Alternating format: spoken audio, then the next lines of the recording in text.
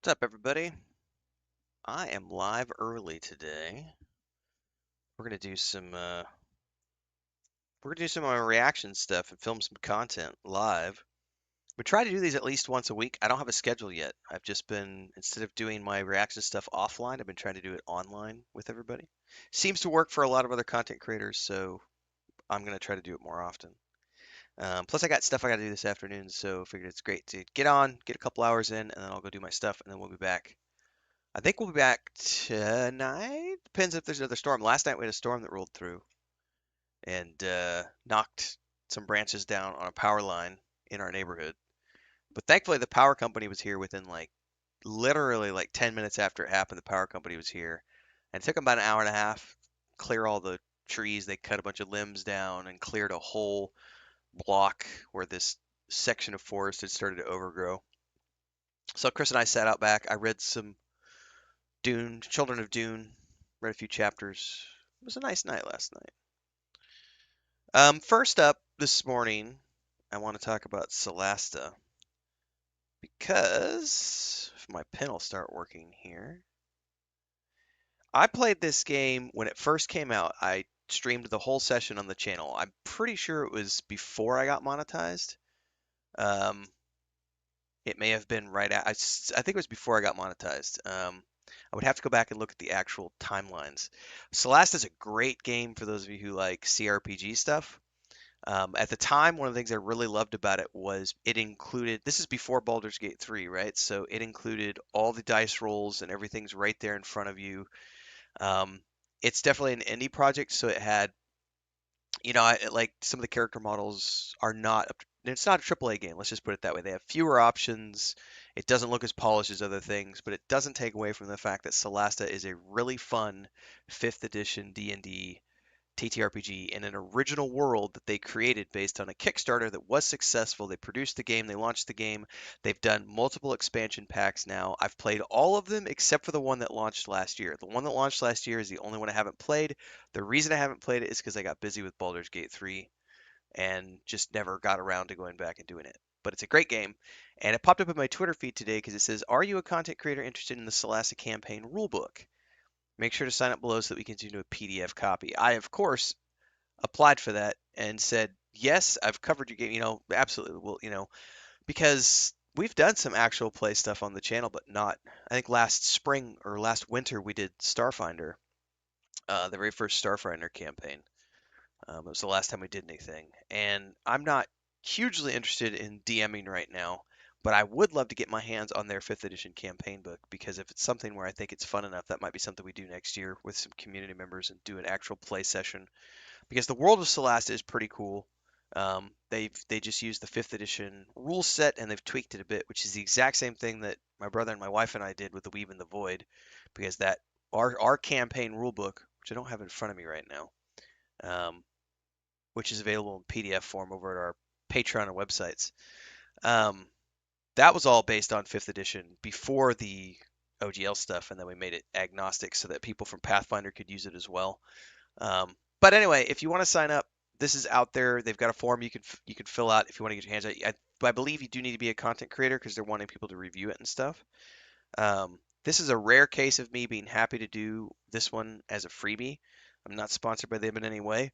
I just really liked their game and their game world, and it got me really good traffic when I originally played that game through. So happy to see them get continued success, and I can't wait to play whatever it is that they produce next.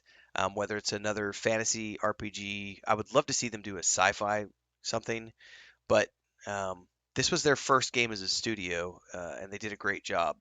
They had done previous, it's a French company who formed under some guys who had done some previous stuff with another company. So it's not like they're all, it wasn't like the first game ever that these guys made together, but the first game that this company made as a team. Uh, Tactical Adventures, really good game. Highly recommend it. Check it out if you want to get your hands on the PDF of their campaign rulebook. And as soon as I get my hands on it, I will be reviewing it and showing it off here on the channel. And then we'll see what happens with it. You never know.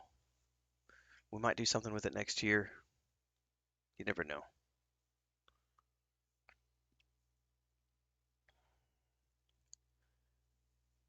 see here.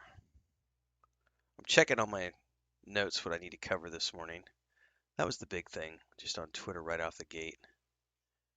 There was a Stephen King thing I saw down here somewhere. I do hope we get a season 2 of The Acolyte. I really enjoyed the first season. Um, I would happily watch a season 2, and they left enough loose ends at the end of season 1 that they could do a season 2 if they wanted to. No idea if they're going to.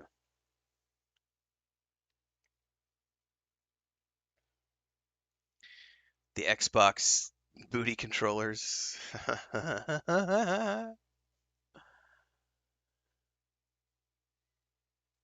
That's interesting. Taylor Swift. I would have to look to see if that's actually true or not. Um, yeah, this one's been making the rounds. I did not play Concord. I don't really have an interest in PvP games. I did like the look of the game, but I don't like PvP.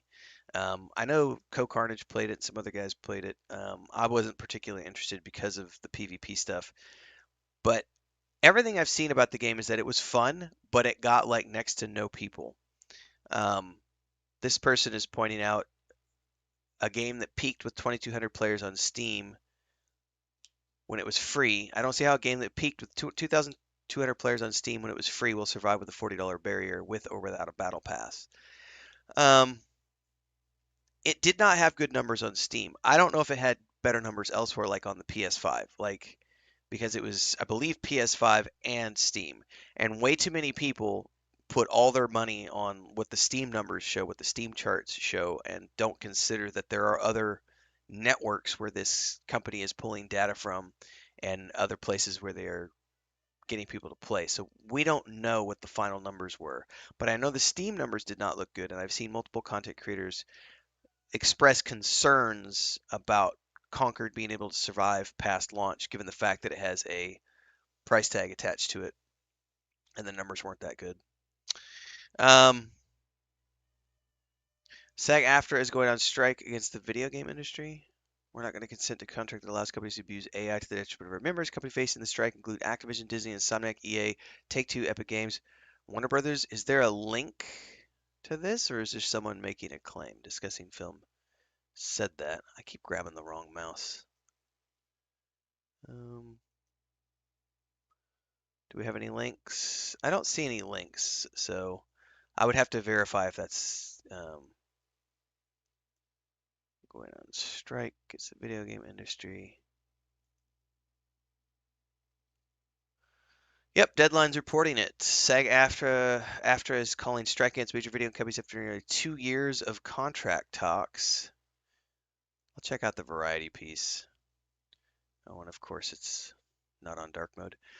SAG-AFTRA calls strike against video game publishers. The Actors Union announced Thursday that they're going on strike following more than a year and a half of negotiations, with the main sticking point being protections used against the use of artificial intelligence, which is absolutely fair that to do. Although agreements have been reached on many issues important to the SAG-AFTRA members, the employers refuse to plainly affirm in clear and enforceable language that they will protect all performers covered by their contract in the AI language. The strike was called by SAG-AFTRA National Executive Director and Chief Negotiator Duncan Crabtree Ireland and the Interactive Media Agreement Negotiation Committee, which goes into effect July 26th at 12:01 a.m. It is 8:14 on the 26th, so that went into effect at midnight essentially today. So SAG-AFTRA is currently on strike against video game publishers. That's not a bad thing. Voice actors are traditionally one of the most underpaid in like the gaming talent space. Um, Programmers make great money. Anybody who's on the game dev side is making pretty good money, other than entry level people or if you're indie or at a shitty startup. But as far as AAA companies go, people get paid very fairly. More companies are unionizing. This is a good move. I firmly support AI in art.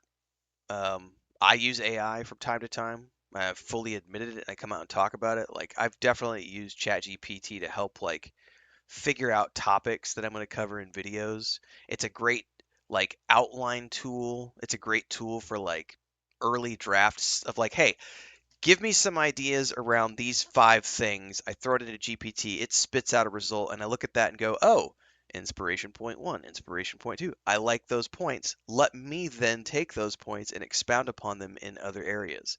So I think it's got its places as a tool, but I don't think it should ever replace um, the talent.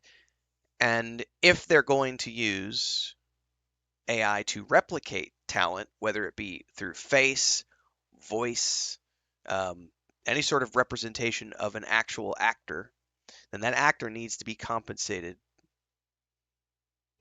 for infinity, for infinity, because it's their likeness being used.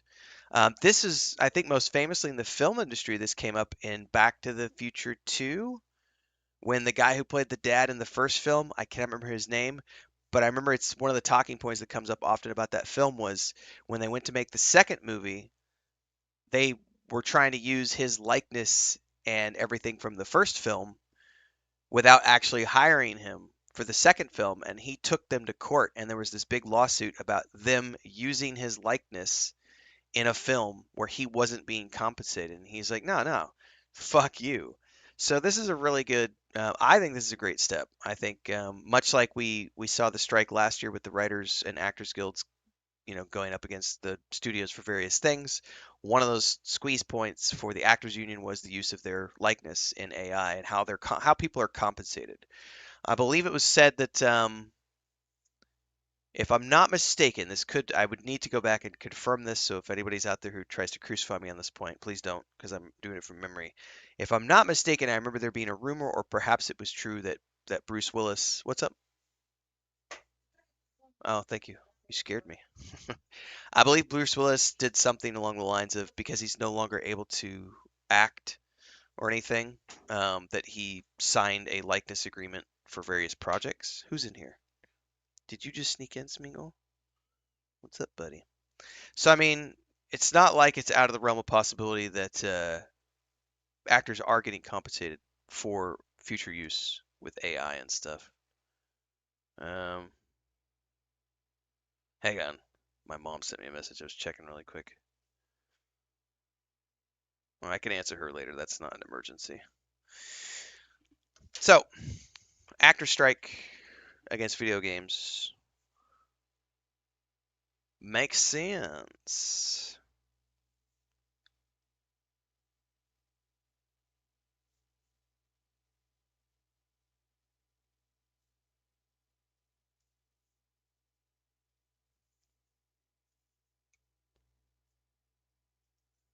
What else we got? Slandered says the entire video games industry needs to become unionized. Um, there are pros and cons to unions for sure. I think that until such time as we can see everybody getting compensated fairly, um, it's not a bad idea. Unions can slow things down, but in the long run, it protects everybody, especially the workers. I genuinely lament the fact that my family did not support unions because I spent 20 years working construction essentially.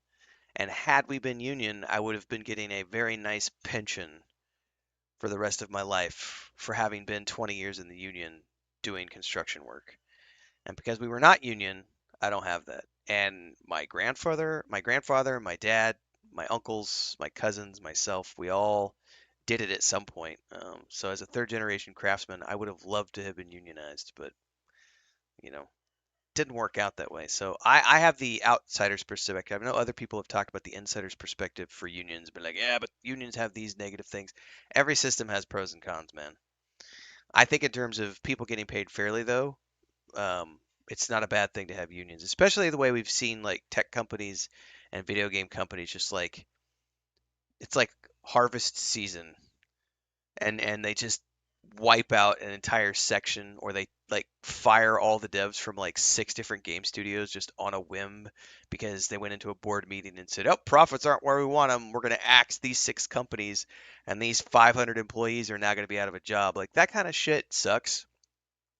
And there does need to be some form of, you know, moderation, I guess, to that. It doesn't need to be government oversight. I like the idea of unions because it's more about the local workers, and it's not really so much about oversight as it is about making sure that everyone's being compensated fairly.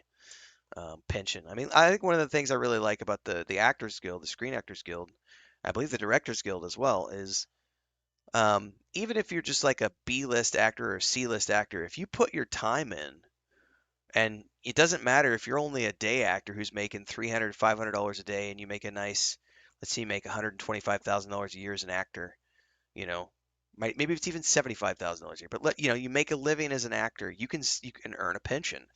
And like even if you're not an A-lister who's making 20 million a film, if you're in the guild and you're working as an actor and you're putting your hours in and getting your credits, you get a pension.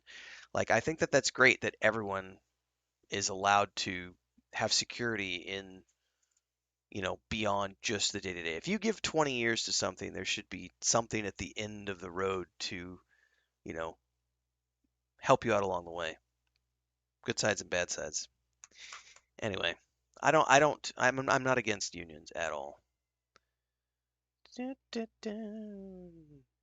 Indiana Jones and the Great Circle. I'm gonna be playing the shit out of that game when it goes live. Sean Austin says, our union SAG after represents many performers. Outrageously, video game contract interactive does not have last year's AI protections. See?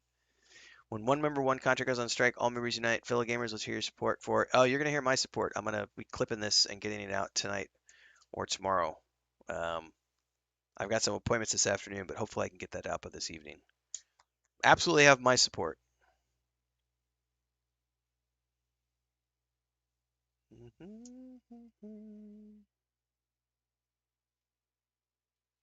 Quake. I had these covers. I had these covers of Narnia. Those were the exact covers that I had. That was the very first set of Narnia books that I read. Was this cover right here? Um, I read the shit out of those books. This was the first series that I ever read when I was 5 years old, and then I read The Hobbit just before this, and then I read the Narnia books, and didn't read the Lord of the Rings until like 2 years later. But I read The Hobbit, and then I read these, and this was something that took me like 2 years, something like that probably. But I reread these a bunch. They're all, I think my parents probably still have them in a box somewhere, like all taped up, probably. Um, Silver Chair was by far my favorite book when I was reading those as a kid. I think the whole essentially Prince Caspian, The Voyage of the Dawn Treader are essentially can be read, as one book because they both involve Caspian. Um, the rest of them are all kind of standalone. The Horse and His Boy is a really good novel too, though, but it was different because it took place in a completely different land and ended up back in Narnia. But it was still like a fun Arabian Nights type story. But just His Nephew was always the hardest to read because that was like his origin story, and it was much darker than the rest of it. And I just never really enjoyed The Last Battle that much. The Last Battle was way too. I mean, obviously C.S. Lewis was a religious fellow, but the last book is very heavy on the nose with some of the religious plot points. The rest of it is allegorical in nature, but it's not like hitting you over the head with it. Whereas the last book is very much hitting you on the head with the Christianity aspect. And it's if you're not a believer, that can be a struggle to get past if you're reading the books. But it's the same thing with his space trilogy. The first book in particular is more of a regular sci-fi novel. The second one is very much like he was playing around with his origin story and creating something similar to what Tolkien had with his Silmarillion. And there's a lot of shared themes there with the Valar and the I forget what the name of the angel characters in C.S. Lewis's space trilogy are called, but there's some really interesting stuff there where he's dealing with Perlander, which is I think it was Venus or Mars. I forget which one it was. Um, as being like the second Eden, and so he's there, Random's there dealing with the Eve and the serpent and seduction and all this other crazy stuff. And then when you get to that hideous strength, it's supposed to be like the end times. And I mean, they're great books, but you know. But I also remember when I was a kid because I grew up in that upbringing. The Screw Tape Letters was a lot of fun to read. And even going back now as a non-believer and reading the Screw Tape Letters, it's a lot of fun because it's the concept of demons talking, and there's some fun stuff in there, man. C.S. Lewis, very, very imaginative, creative person. I love the Narnia books. I can't wait to watch the Narnia show that's coming out on Netflix. I really enjoyed. So I started watching. I watched the BBC version back in like the '80s. My mom bought them on VHS. Um, Tom, what's his name? He was one of the Doctor Who guys. One of the early Doctor Who's played Puddleglum, who's from the Silver Chair, which is my favorite novel. But it was a very low quality, bad, like hand puppets and stuff version, and I think they only did 4 movies. They did the first 4 books. I watched those originally. What's up, Babylonia? Good morning. And then, of course, watched the films that came out like 15, 20 years ago. Loved the films. And then Netflix is producing, I think it's Netflix or Amazon. Somebody's producing a series, and I think it's coming out next year. And I will watch the shit out of it. I like Narnia.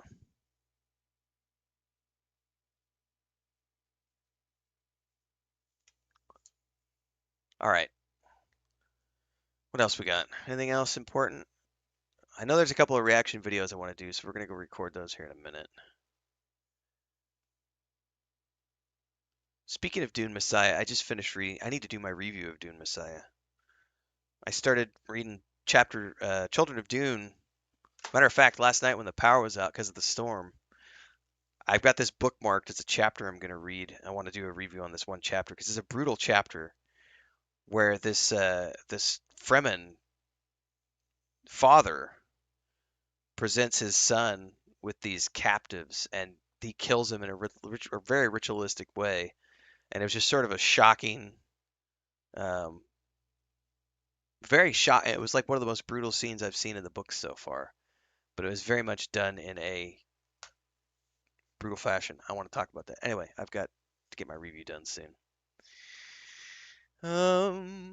Jedi Fallen Order would be a great get into the game.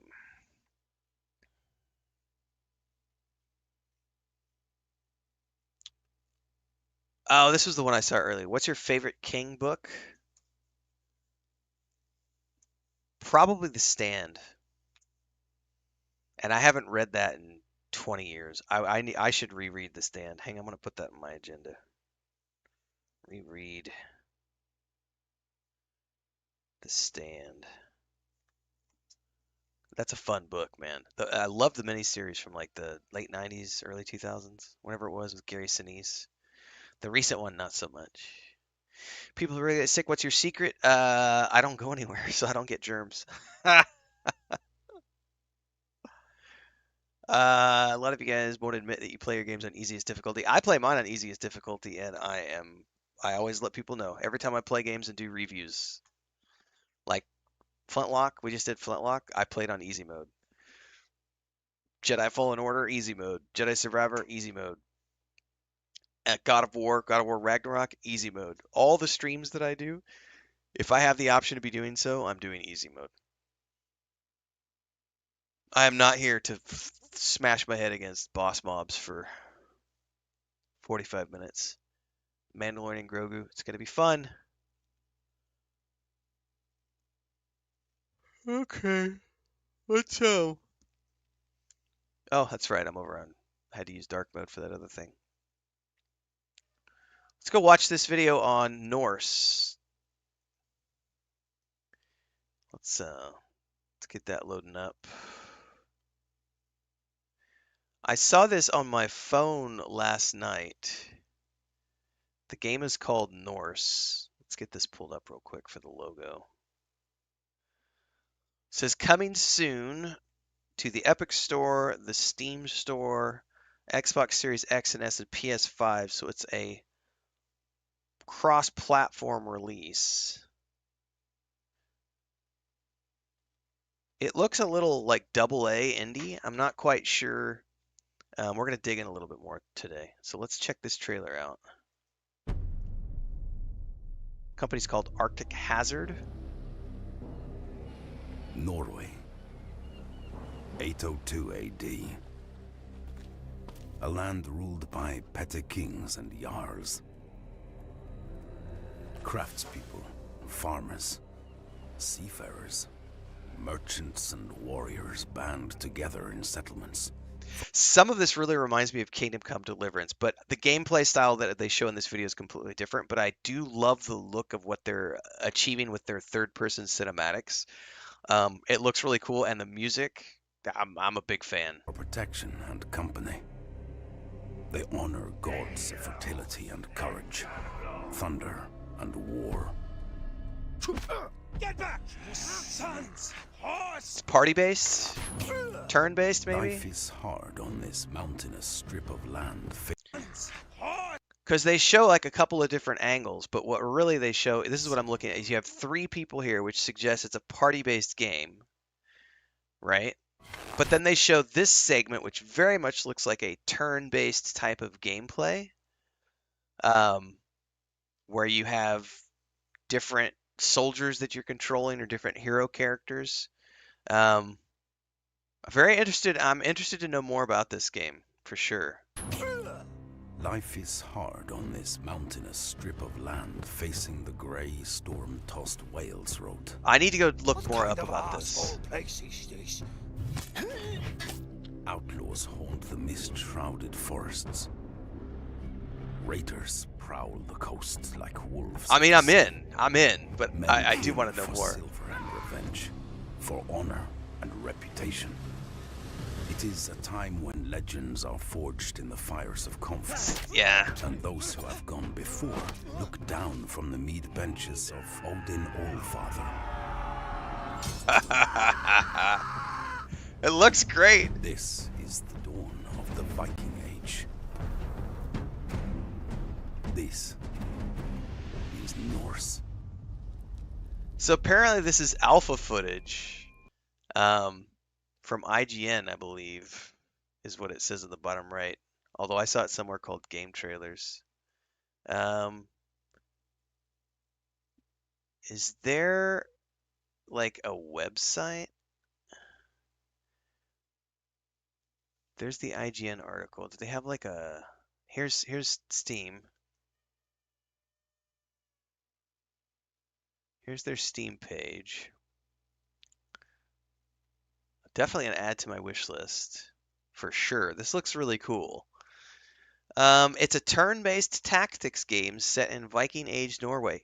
This is what I needed to know because I was suspecting that from the trailer. Turn-based tactics game set in Viking Age Norway. Build a settlement, forge alliances, and fight strategic battles. Manage a community of craftspeople, farmers, and warriors as you grow strong on your path to vengeance. So definitely gonna have a vengeance storyline. Publisher TBC. About this game, step into the rugged, untamed beauty of ancient Norway in Norse, a turn-based tactics game that plunges you into the heart of the Viking Age. Embark on an epic quest for vengeance as Gunnar, a young warrior whose destiny is forged in blood and betrayal. After the treacherous Steinar Farspear murders his father, Jarl Gripper, and decimates his people, Gunnar's path is clear. Rebuild, ally, and rise to reclaim honor and justice. Dude, I'm loving the sound of this. This sounds great. Craft your own settlement from the ground up, gather allies from far and wide, and train a formidable war band to stand by your side. Every decision you make shapes the world around you as you navigate a landscape teeming with both danger and opportunity. Face off against rival clans, forge unbreakable bonds, and outmaneuver your enemies in tactical turn-based battles that test your strategic prowess. Penned by award-winning and Sunday Times bestselling author Giles Christian. Okay. Norse brings a rich, historically immersive narrative to life. With a cast of unforgettable characters and a story that grips you from the start, every moment is an adventure in a world where honor, loyalty, and revenge are all that matter. Will you be able to lead Gunnar to triumph and restore his father's legacy, or will the treachery of Steinar Farspear be the end of your saga? The fate of your people lies in your hands. That's cool. Does it even have, like... I wonder if it has any sort of a... Yeah, no sort of release date on their Steam page. partial controller support, it says. I don't, I need to do more research on this, but my first glance at this game, Norse, this looks pretty cool. I think that we could always use more Viking style games. That is definitely on my watch list now and my wish list. Norse.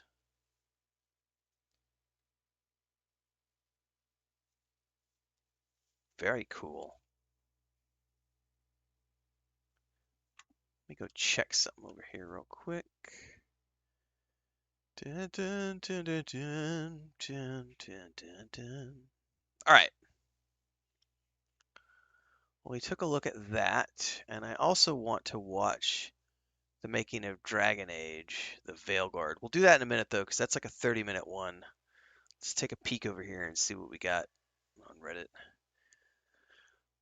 Blizzard will never make another RTS because they're too hard to monetize. Um, that's not true. That's not true at all. I think that now that Microsoft is in the fold, I think you're going to see a return to some of the things that Blizzard used to do in the past. Obviously, Microsoft's going to be pushing hard to monetize anything they do because they need to recoup the money that they spent purchasing Blizzard. But I think it's very naive to think that they're not going to make an RTS because they're too hard to monetize. It has nothing to do with being hard to monetize. It's that their live service games make so much more money. That's where the focus lies. And if I was a company, I would also be focused on where is the most money coming from. I'm not going to if I've got a game that's making me $20 million a year versus a game that I can sell for $2 million a year, I'm not going to spend the dev time to develop the $2 million property unless there has to be a reason for me to do that. Because if I can make $20 million and keep my employers happy, and my employees happy, my investors happy, everybody's happy, then we're going to make the big game. Like go home or go broke or go home. Not only indie companies really have the luxury, so to speak, of being able to say, oh, well, we're going to focus on this one thing because it's really important to us. Um, there's nothing wrong with making a profit if you're a company that's in a profit making business. Way too many gamers get their panties in a wad about companies aren't making the games that we want. It's like that's not true. The Norse game we just looked at, there are thousands of amazing games being developed by thousands of amazing developers. Indie, double A, triple A, you name it. Just because the triple A companies aren't doing it doesn't mean that they aren't being made. Um, but I do think that I think we'll see some more RTS. I definitely think we'll see another StarCraft for sure. Um, but I think that wasn't it. What's his name? Pirate Software, I think is his name. The guy on Twitch who he's a hacker and he did some stuff for Blizzard once upon a time. But I know he was doing like hacking and contracting work for the government and stuff. Anyway, he was talking about when he worked at Blizzard, the time he was there. I think he said he worked on the entirety of StarCraft 2. I could be misquoting this. We'll go look it up in a bit.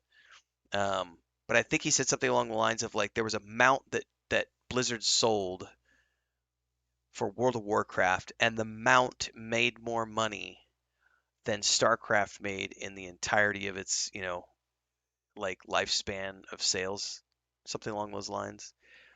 Which goes to show you that it's not that they it's not that they're hard to monetize, it's that why spend the effort to do this thing that's only going to do this when you can go over here and continue to make Warcraft stuff and Overwatch stuff and things that are going to generate hundreds of billions of dollars, as opposed to the little thing that's only going to do a little bit of business.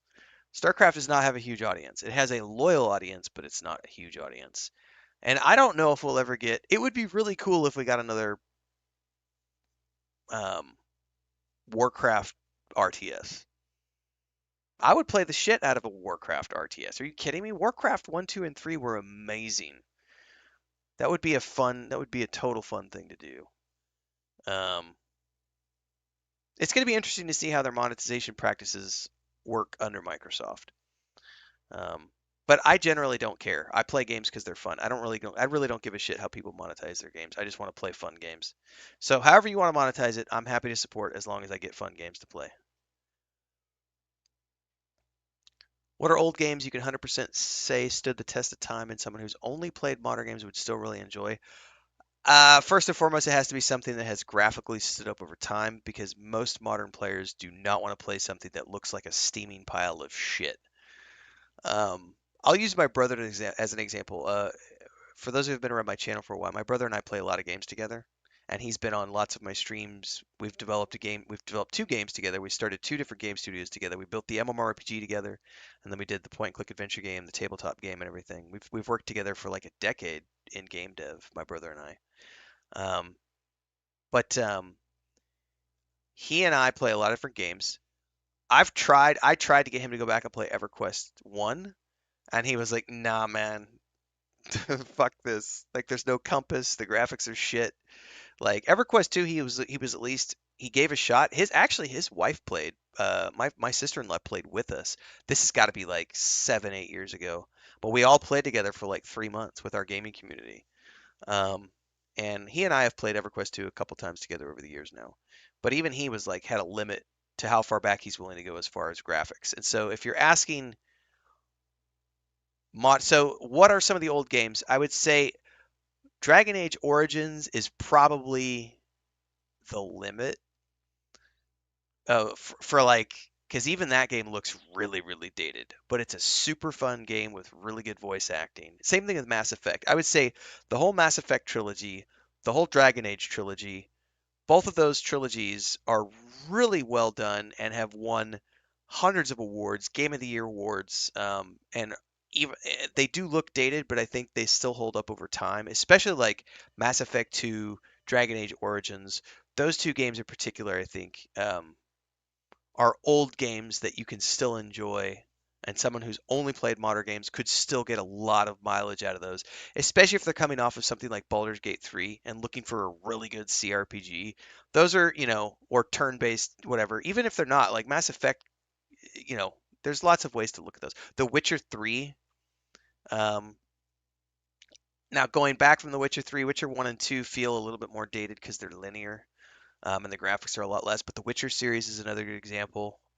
I don't think I would go back more than 10, 15 years. You start going back beyond 10, 15 years, you start getting into previous generations like PS2, PS3, PS2, and those graphics are not like I don't even like going back and playing a lot of that stuff anymore because it's just too dated. Like I want my games to, I've grown up gaming, so I really like the evolution of graphics, and I don't mind going back and playing nostalgia games from time to time. I do like we're doing EverQuest 2 on Monday nights right now, but even that has a limit for me because um, I much prefer to be. I mean, I have a lot of money invested in hardware, in consoles and PCs, and it's my day job, but also I love gaming, so I like to be able to play the modern stuff.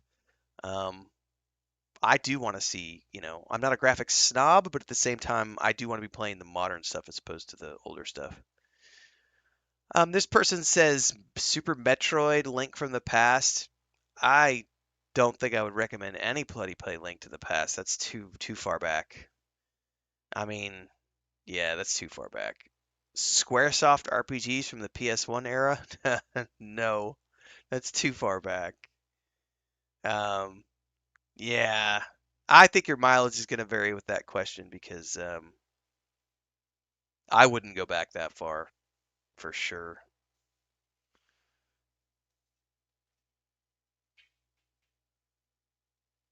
Ooh, speaking of, I haven't recorded this yet.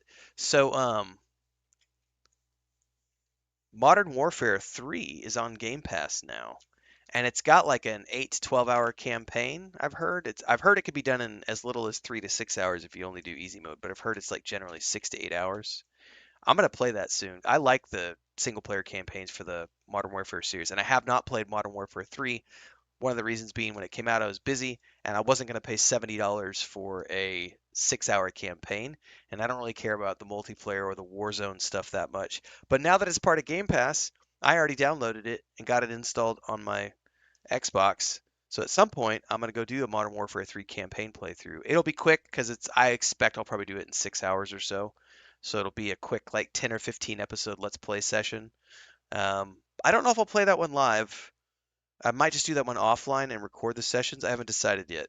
But definitely going to be doing the campaign for Modern Warfare 3. I need to make the announcement video about that too. I kind of forgot to talk about that. And then I've also got on my list to cover Exodus, which is a Matthew McConaughey is supporting it, and he's part of it, and it's from a bunch of people who worked on Mass Effect. It looks really freaking awesome. I'm going to start covering it on the channel soon because their newsletters have been jam-packed with information over the past few months, and there's a lot of good stuff we can talk about probably.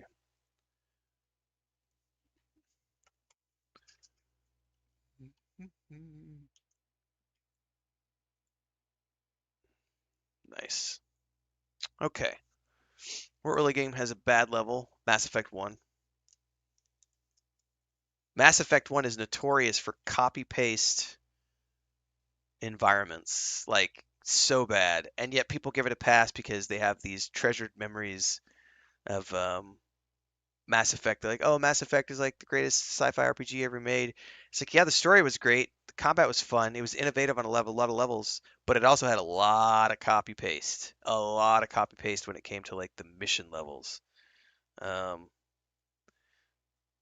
Definitely had some really bad levels in Mass Effect 1.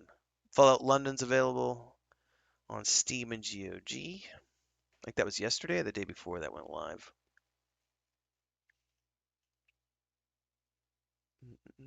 Oh, I forgot about this. I need to cover this in the news too. Well, we could talk about it here. Let me put a timestamp on this because I watched this on TikTok last night.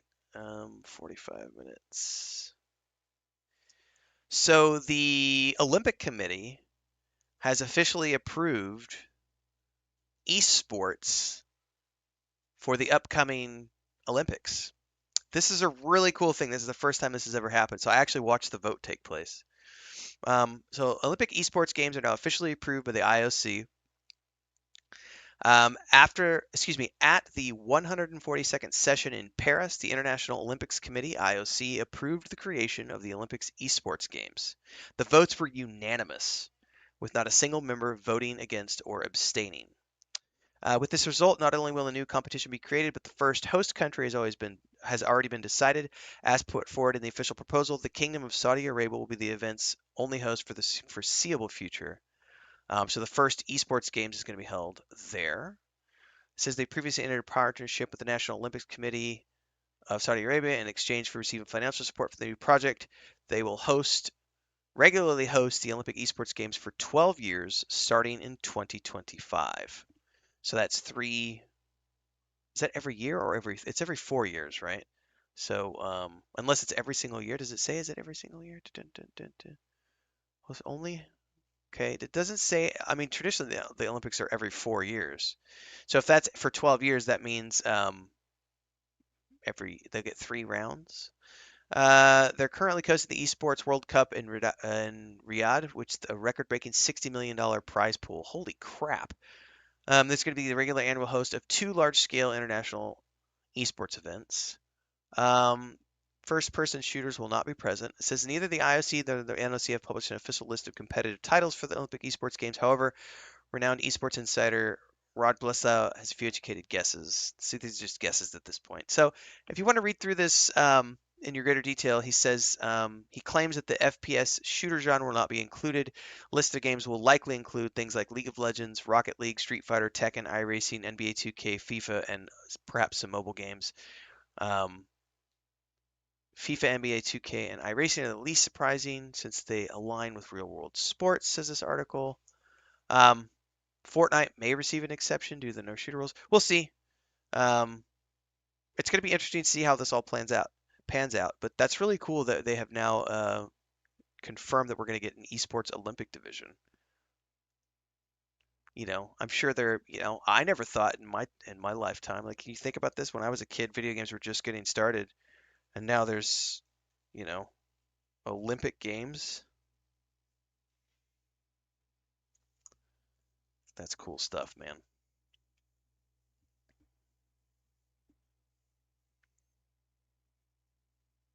Halo. I would just love another. I want another Halo game. I really liked Halo Infinite. I need a continuation of that story, man. I don't care about the multiplayer.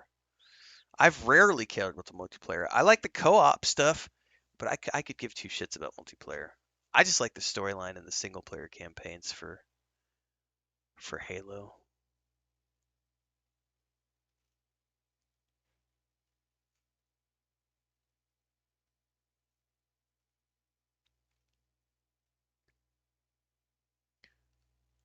All right. I don't see anything else that's jumping out at me.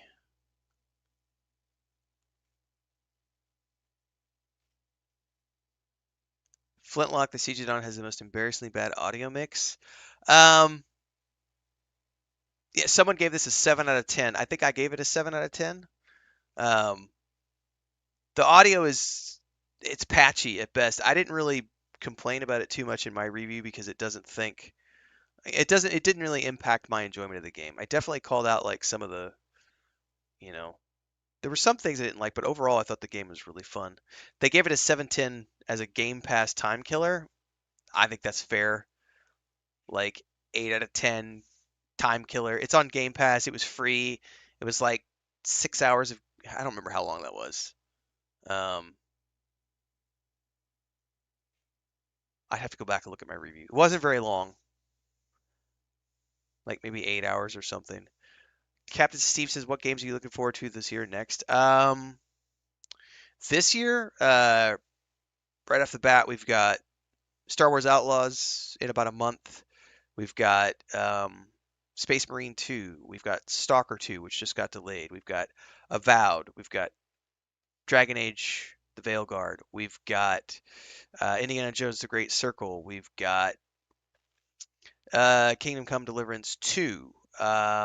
I'm sure I'm missing something in there. That's just this year. Then next year we've got things like Fable. I'm still keeping an eye on Dune Awakening. We've got Light No Fire. We've got I think that there's lots of games that we just don't know about for 2025. I can't remember Grand Theft Auto 6. If I can't remember if that's 2025 or 2026. That's definitely on my radar. But for this year, I would say Star Wars Outlaws, Indiana Jones: A Great Circle, Avowed, Dragon Age Veilguard, Stalker 2, Space Marine 2, and Kingdom Come Deliverance 2. Those are the ones that I'm keeping most of my attention on. Light No Fire, I don't know that that's going to be this year. I'd be very surprised if it's this year, but next year for sure. Um, we're about to get on. We've been on the Star Wars Outlaws bandwagon for quite a bit now. I don't quite do daily coverage of that game, but it's like 4 or 5 times a week I do coverage. Matter of fact, we just did the Underworld video last night. And if I have time this morning, we'll watch the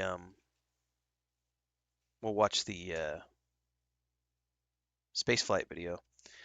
Why do I smell smoke? I wonder if Chris is burning trash or somebody else. Chris doesn't burn trash. Somebody else has got to be burning trash.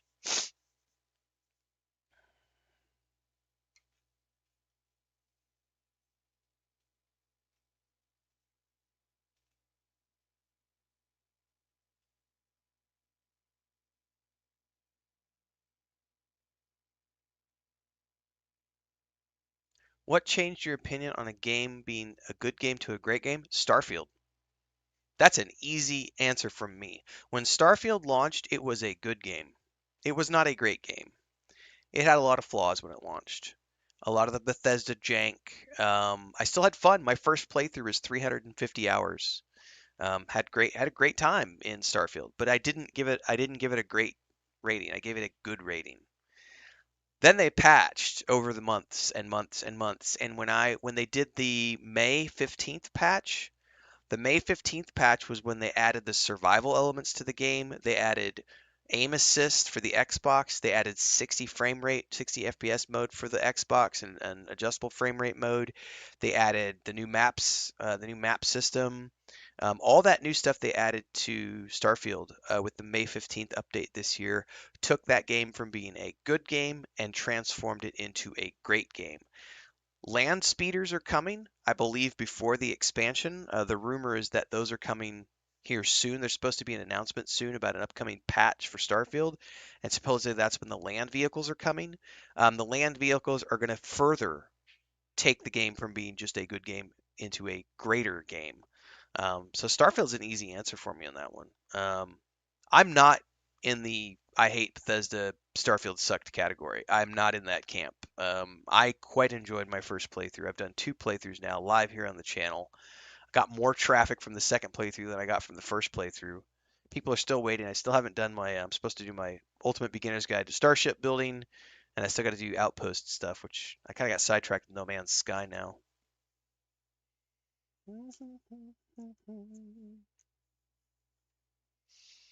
I didn't have that problem, Captain Steve. I liked the story. Quite enjoyed it. It's not the best story I've ever seen, but it was enjoyable to me. So, what else we got here? Stick drift.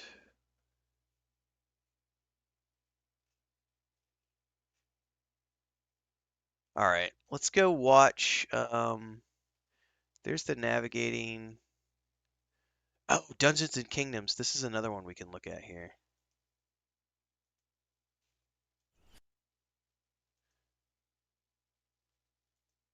So, Dungeons and Kingdoms.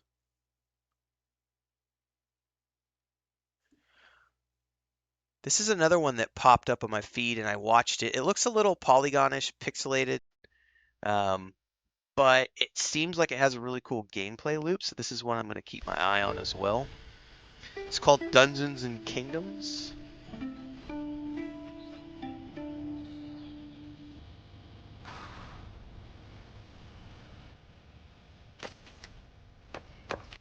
Very, very low poly, low budget.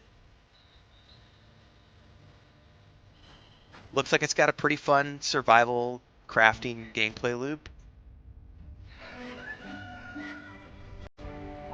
You can pet dogs and squirrels and stuff. I don't know about squirrels, but that was definitely a fox or something. Oh, that's a giant fucking bear.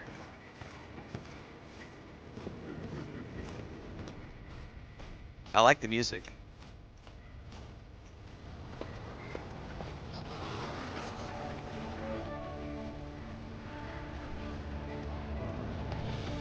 This looks really fun.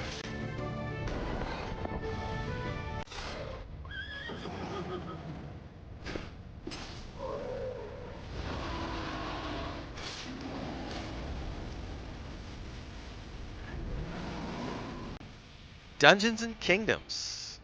I'm genuinely interested in this. Just the game trailer alone has made me go, tell me more. Let's see if there's any links to stuff to look at. There are not, but let's go see if we can find a Steam page or a GOG page or something. Dungeons and Kingdoms. A medieval fantasy kingdom builder, management sim, and dungeon delver RPG hybrid. Gather resources, hunt animals, and build infrastructure. Then dive into the dungeons to face the monsters within, reap the rewards, unlock new resources, and advance your tech. We're definitely going to add that to the wish list. Oh, it's already in early access. I might have to reach out to them and see if they were doing any game keys for people. Let's see here. Dungeons and Kingdoms is a complex title, a lot of moving parts, blah, blah, blah. Oh, this is just what about their early access? All right, here's the announcement post. Oh, it's just announced. Oh, so this just got announced 2 days ago. Because I'm recording this. This is on the 26th of July. This was just announced on the 24th. Super excited to share what we've been working on. It's our medieval fantasy kingdom builder, management sim, and dungeon delver RPG hybrid Dungeons and Kingdoms. Main short-term goal, aiming to hopefully be able to showcase a demo in the upcoming October Steam Next Fest. Stay tuned. Back to making the game. Okay, so there's not a lot of info out. It just dropped. I mean, the trailer's pretty dope looking. Um, I would need to dig into this more and see exactly what they've got. See if these guys have built anything before. But my initial reaction out of the gate from that trailer is that this looks kind of cool. This looks kind of cool for sure.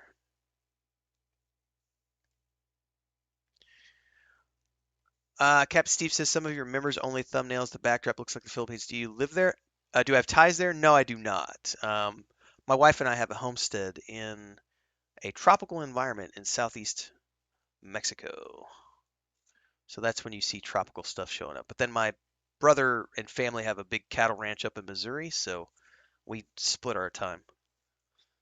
We have a homestead channel. Actually, I think I dropped a link to it this morning. I put a video up. We just put an update video on the homestead channel. I don't do a lot with the homestead channel. Maybe once a month I'll put a video up, put a YouTube short up, but we do have another channel dedicated to that for the people who want to care. And in the Discord, there is a crafts, animals, homestead channel in our Discord where we talk about stuff like that. All our animals are chickens. We do meat chickens. We have egg chickens. We have like 8 cats. It's a small place, but it's ours. That's what's most important. Paid for in cash. No mortgage. It's a really big thing to do. Um, and then I was just up in the U.S. At my brother's ranch in June, and I'll be back up there in probably October, November.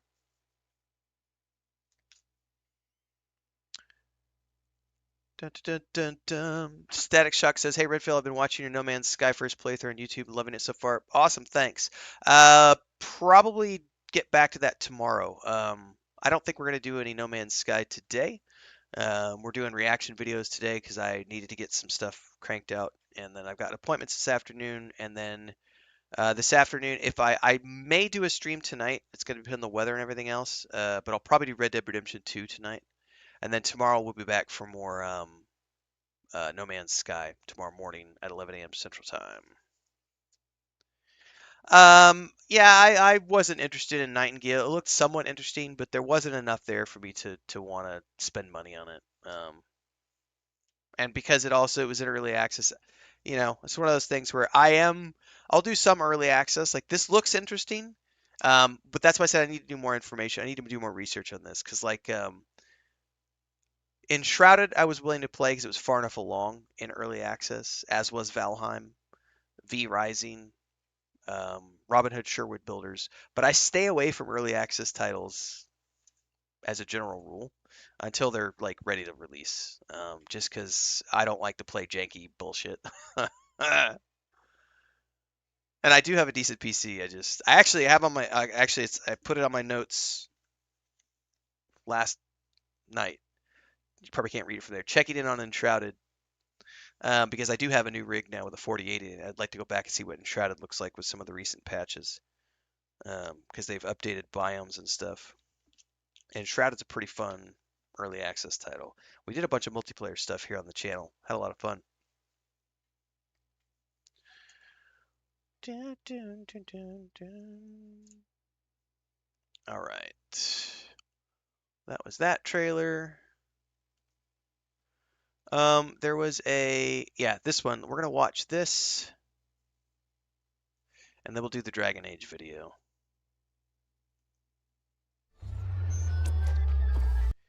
Let's go ahead. It's in 4K, which I'm on the backup internet right now. I don't know that I want it loading at 4K. We'll do 1920 by 1080. This is... Where's the title page?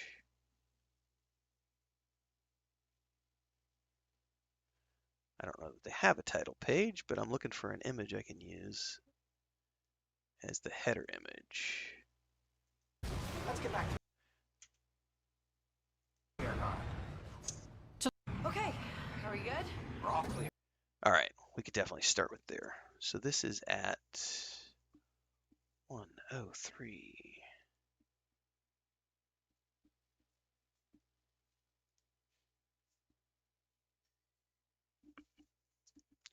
So this is another one of IGN first videos that I think this came out yesterday or the day before. This is the space flight shown in greater detail, and they talk a little bit more about what's going on with Star Wars Outlaws space flight. This is the one area of the game where I know for a fact people are already complaining. I'm not one of those. I'm happy to play whatever developers produce. But I know that some people are upset that they're not able to do like free flight form because they thought they were going to get some sort of like No Man's Sky, Starfield, Elite Dangerous, Star Citizen ability to fly anywhere. And that's not the case. It is definitely kind of I don't want to say on the rails experience, but you're it's a limited space that you can fly in. You definitely have freeform flight within that space, but it's only around the 5 planets that you're traveling to. You're not going to be able to just jump wherever you want, go wherever you want. And these spaces do have limits that you can travel within. So it's not like you can jump into a system and fly indefinitely. It's very much limited to the space around the planets. And then the combat is very arcadey. This is where I say this is the kind of on the rails component because it looks a lot like what they did with um, Star Wars: The Old Republic has an on the rails flight system that looks very, very similar to this, where you've got like the third person view and there's lots of flipping around and everything else. But this is freeform with combat tracking and aim assist, and I believe you can turn off the aim assist if you want to. Um, I think this looks like a lot of fun, but I know people have their complaints. But let's go ahead and watch this. This is an IGN first video. We've been following their coverage of this, so this is my reaction to how Star Wars Outlaws fulfills the Starship fantasy. Lightsabers, blasters, and Jedi robes are all important parts of the universe's iconography. Hello there. But Star Wars just wouldn't be Star Wars without ships. X-Wings, TIE Fighters, the Millennium Falcon. May not look like much, but she's got it where it counts. Just a quick look at any of these famous spaceships conjures up daydreams of freedom and adventure among the stars. And so, unsurprisingly, spaceships are kind of a big deal for Star Wars Outlaws. I've been a Star Wars fan for decades, and like the space side of thing is in particular quite important to me. I grew up on games like X-Wing, TIE Fighter, right, Rogue Squadron. For today's IGN First, we spoke to staff at Massive Entertainment to find out just how they've woven the perfect starship fantasy into the first ever Star Wars open world. Now, what's really interesting, like X-Wing and TIE Fighter were great, but I always put my money on X-Wing Alliance because that game had you weren't just a pilot. Like there was the actual storyline where you were the smuggler kid who like had the family ship and you had your sidekick and you like joined the Alliance because of these reasons and you worked your way up through there because of the missions that you were working on.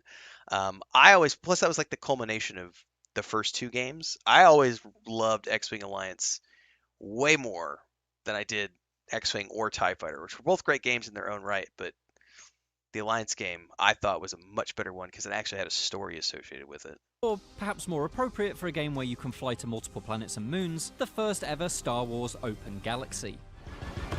Changing target. Can't slice that relay with these ties on us. I'm on it. No. That was our way out. Then we'll make another one.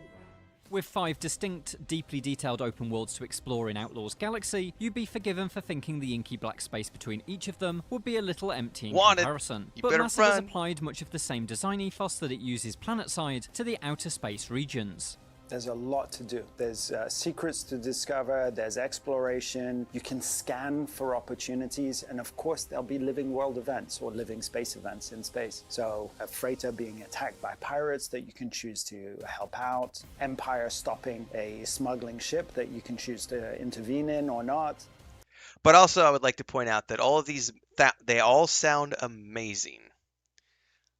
But I know how people's brains work after all these years of reviewing games. And after they've done these repeatable pop-up missions 3 or 4 times, inevitably people will start to complain, oh, it's grindy, it's boring, it's like the Assassin's Creed repetitive quests where you like fetch this and do this.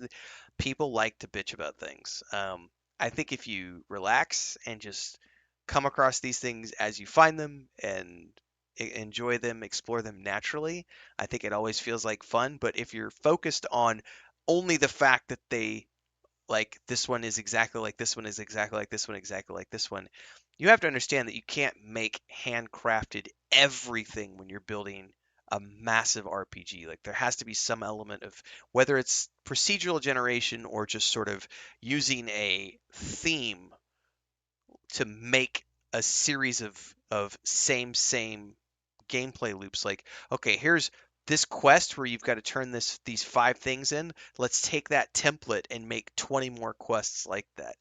The first 3 or 4 times, people are going to feel like that's very original, but then after that is when they start to go, hey, this is just like the quest we did there, and there. Oh, this is one of those theme molds that they're using, and there's nothing wrong with that as long as you recognize it for what it is.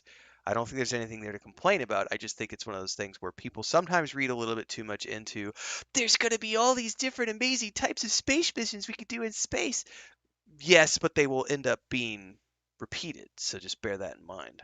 There might be some other things you can do, like a wrecked ship that's got a distress beacon. Is it a trap? Is it not a trap? I am impressed. Thank you, stranger. Happy to help. Oh, I see there's still a force field intact over here, so maybe I can disable that. Everything is driven by the same kind of motivation for you to find the intel, follow up on it, find something interesting and tying it somewhere. I'm all for it, man. I love Between the spaceflight. organic moments the living event system creates, you'll likely want to find a place to moor up, stretch your legs, and scout for new opportunities. That's where space stations come in. So think of them as mini cities. There'll be a cantina, there'll be a bar, people to talk to, there'll be opportunities, there'll be some back tables, there'll be secrets, there'll be exploration. There's a lot of things to do in those. Whilst they're there, they can sell things, they can buy things, they can upgrade their ship, they can pick up contracts, as well as some sort of narrative beats that will take place. I'm really interested in the upgrading the ship. Hopefully they talk about that more in this video, because we do know that from one of the missions they've previewed in one of the previous showcases that you're going to be able to get a turret after you do that deal with the Jawas. So I'd like to, hopefully they show that in this video. While outer space features some contracts and activities similar in scope to what can be accessed on the ground, Massive faced a distinct problem when it came to adventuring among the stars. Yes, Star Wars is a black space with stars mostly, and it's very hard to make something with that because no points of interest there. So we needed to find what makes the exotic ingredient to it. Jumping into hyperspace is always a win.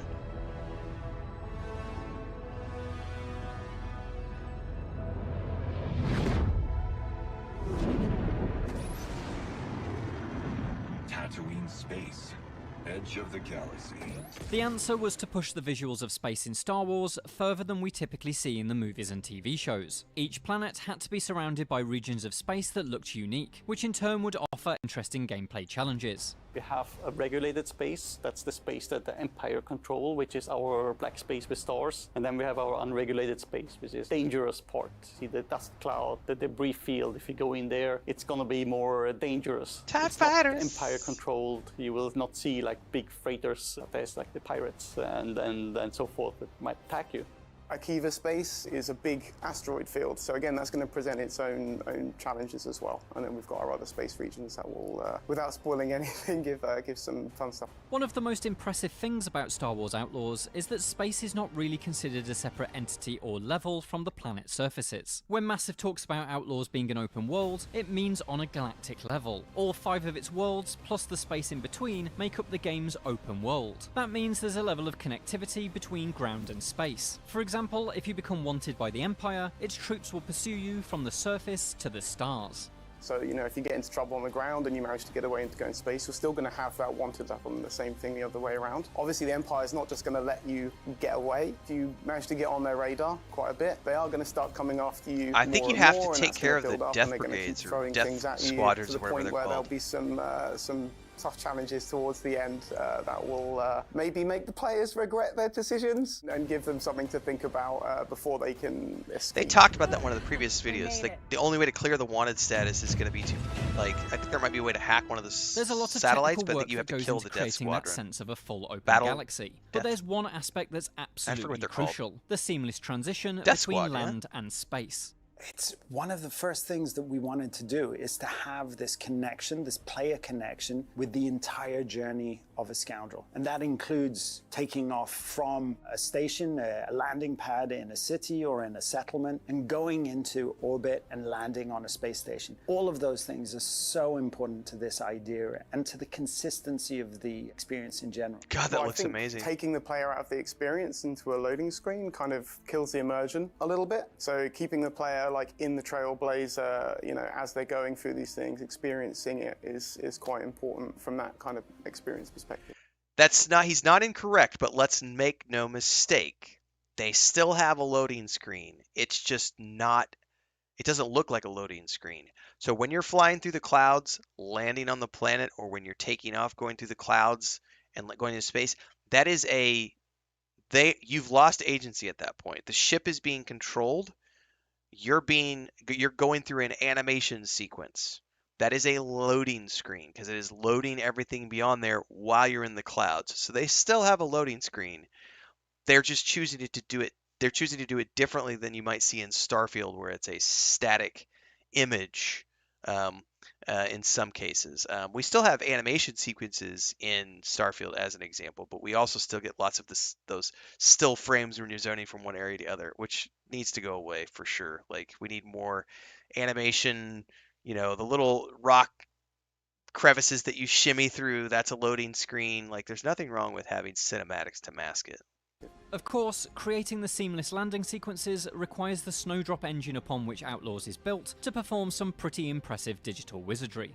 So we literally are moving you from here to over here, because this is where the position is now. And then we start furiously unloading everything from behind you and start loading everything on the new map in front of you. So we He move literally into position, just... and then we bring in the transition. You move into planet atmosphere, and then we do a blend and we hold the ship. We reposition you. We know where you wanted to land, so we start loading that position, streaming from there and out. The rest of the systems handle everything else when you land, but once we finish loading, then we move you again back through the clouds, and that's when you fly it down to the planet surface. We do a camera cut, and then you disembark at the location, everything being loaded. While many elements... He literally just explained in detail that everything they have is in fact a loading sequence. It is in fact a loading screen, but he explains how it works, how the cutscene blends together with this, blends together. It's much more than just the 2D image. So kudos to them for explaining that, and a lot of you who are listening need to get educated on loading screens and what they actually are, because every game has them. It's so funny when people are like, only Starfield, only that. It's like, no. Every game has them. God of War is like Jedi Fallen Order and Jedi Survivor are like really notorious for like the cracks that you have to crawl through. Every time you have to crawl through a crack or duck under and crawl through like a little cavern or something, that's a loading screen. Like the elevators in Cyberpunk 2077, those are loading screens. Like it's all a way to hide the fact that assets are being dumped from behind and preloaded in front. But I love their explanation. I'm really glad that they're educating people. Elements of Star Wars Outlaws is familiar, there's plenty new to see. That includes your ship, the Trailblazer. Like the Trailblazer for us it's a prototype. Only few ships were built, only one remains. The rare nature of the Trailblazer means it is a bespoke creation for Outlaws. It's not based on any existing cargo ship in the Star Wars universe. That meant Massive had almost free reign when it came to what the Trailblazer looked like, provided it had that retro 70s inspired aesthetic, of course. So I was looking at like, oh, what does the ship need? Because we need to have it very sturdy, contains valuable cargo, but also it needs to be very maneuverable because it needs to be evading people who want to steal all that cargo. So my first reference was actually a turtle because, out on land they're not very, agile, but in the water they can be fairly agile and they can use the jet streams to their advantage to be really fast. But also one of the key references for the front, like when you have like the big vents on the front, they all come from a Ford Mustang. I don't know if you can recognize the shapes, but they were inspired by that. The Trailblazer may be a cargo freighter, but the Outer Rim is a dangerous place for smugglers. That's why, much like the Millennium Falcon, it's kitted out with a few offensive options. So the Trailblazer's got a few different weapon types. Whoever's piloting the ship needs to learn how to aim. And they aim like I do. As well as a turret that you'll get along the way, and various missiles. Obviously at the start it's not going to be its peak power level, but then that just mirrors the kind of journey that Kay's going on as well, where she's getting used to the Trailblazer. So you'll be able to change the kind of colour scheme of your hull. There'll be some engine stuff that you can do. All of this is earnable in game as well. So you'll be able to make the Trailblazer kind of like feel like your ship with the combination of like how you choose to put your armaments on for your gameplay style and the visual look at it. So it'll all come together for a package that you're happy. While there's plenty of customization options for the Trailblazer, flying this ship is just one part of a much larger whole. As such, Massive hasn't turned Outlaws into a stealth flight simulator. The aim is for flying to come as naturally as walking across a planet's surface. I think making a fun, accessible experience that Arcade has like experience. familiar controls, but still that cinematic Star Wars feel, which I think that we've kind of nailed with like the feeling of the way the ship moves and the sounds and the music. Like it all comes together to give that player that like really good, either tense experience if they're out exploring, or like action-packed, like dogfighting, I think is really fun and exciting.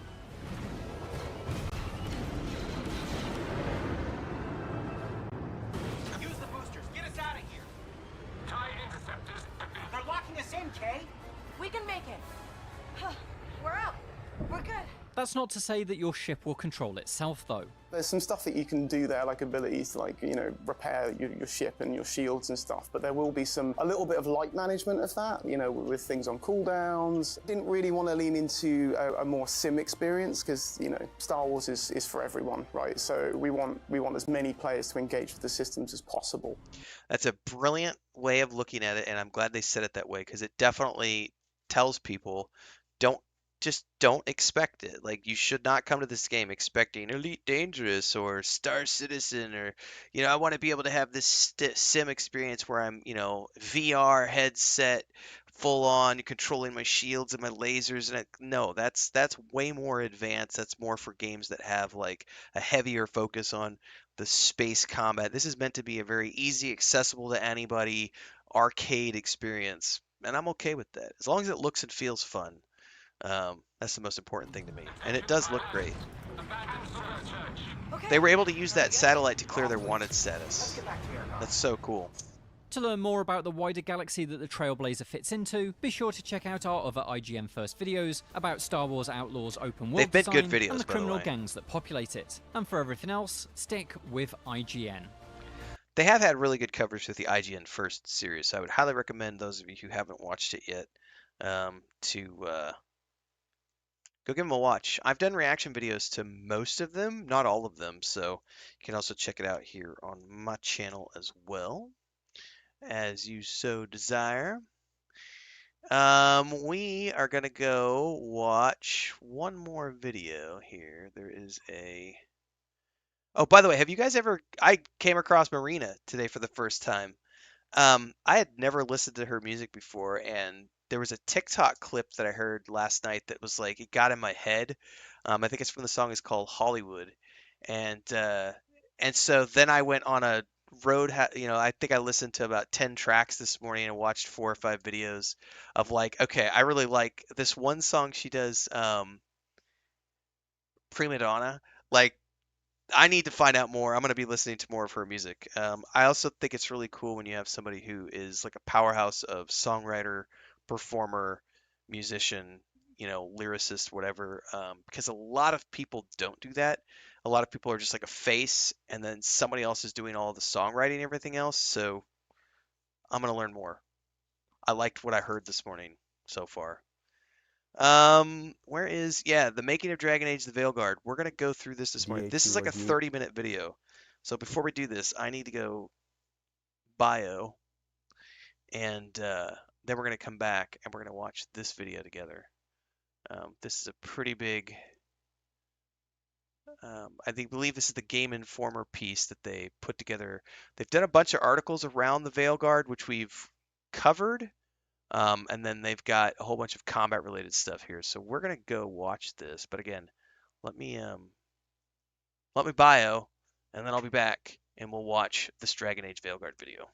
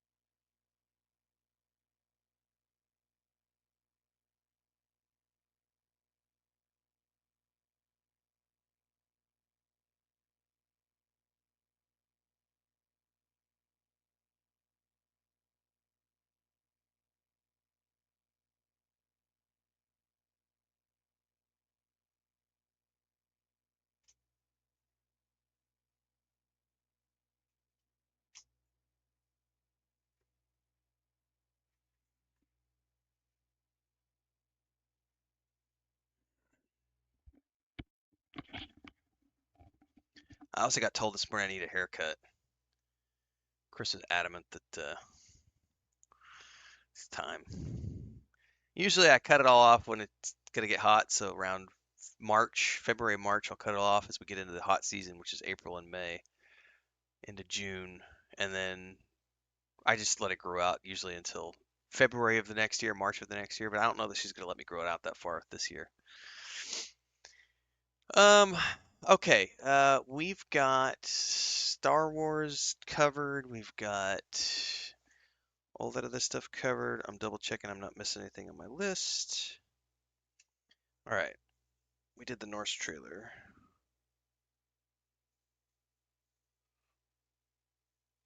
Which I covered.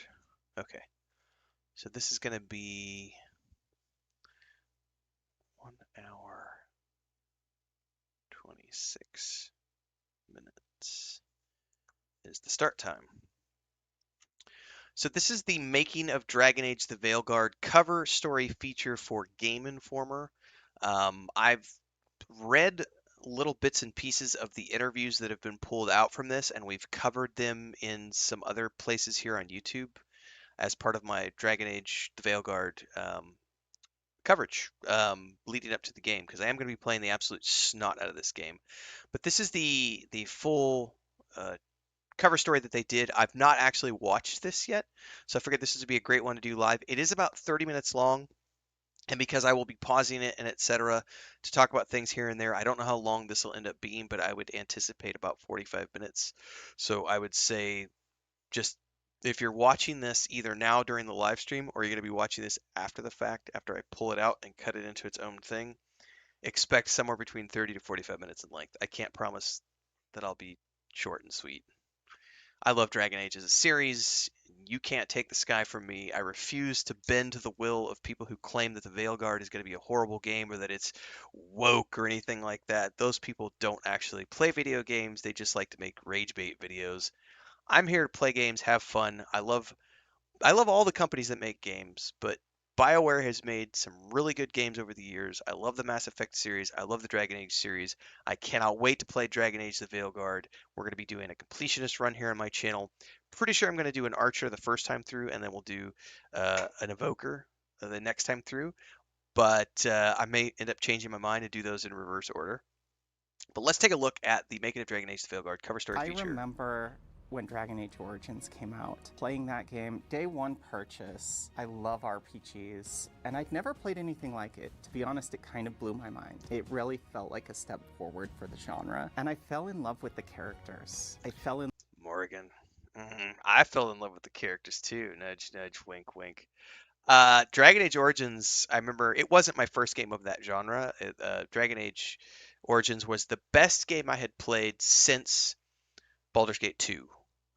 It took that distinction. Like, it was as good as Baldur's Gate 2 was, and I played this game nonstop for like 6 months because it came out at a time when there still wasn't a ton of competition and a lot of online games or anything like that, and just absolutely loved this game. The fact that Claudia Black voiced one of my favorite characters who I romanced absolutely my first time through the game. Yes, Dragon Age Origins. in love with the presentation, had all the strategy I was looking for. I was in awe of that game. And to sit here now working on the next edition of Dragon Age, it's a dream come true. I owe my career to Dragon Age. I've grown as a person and grown as a game developer with it, and just I'm so excited to finally be able to talk about Veilguard especially. This is really the best Dragon Age game that I've ever played. It looks amazing. I carry some bias because I'm coming into it partially from the outside, but yeah, this is the best one. This is the one where we get back to our roots of character-driven storytelling, have really fun combat, and aren't making compromises. Every game. The combat looks great to me. That goes into it. But this is something different. This is something more. I know a lot of people who are stuck in the Dragon Age Origins mentality are like, I'm not going to play it because the combat, it looks like God of War. I was like, no, it looks like Mass Effect, which is another game that this company made that you claim to also love. So just, Dragon Age has never been a CRPG game. Dragon Age has evolved every single game in the franchise. It has always been something different.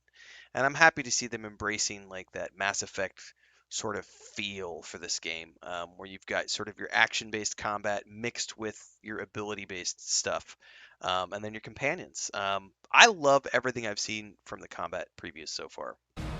I can't wait to play an archer build.